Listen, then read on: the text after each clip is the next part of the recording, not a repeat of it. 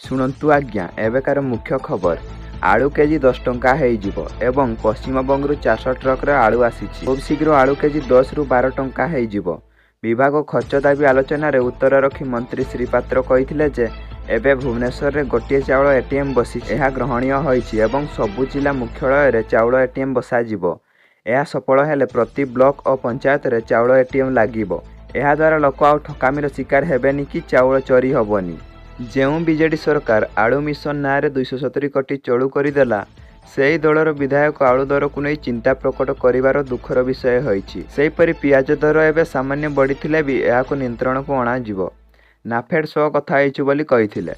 सेमानक पाखरे 2 lakh metric ton पियाज अछि। जेते आवश्यक सेते पियाज देवाकू सहमत मध्य होइछन्ति। एबे दिन को नाफेड 2 ट्रक पियाज देव एवं पियाज दाम भी कमिजिवो बोली खाद्य जोगाण और खाउटी कल्याण मंत्री कृष्णचंद्र पात्र गृह सूचना दैछन्ति।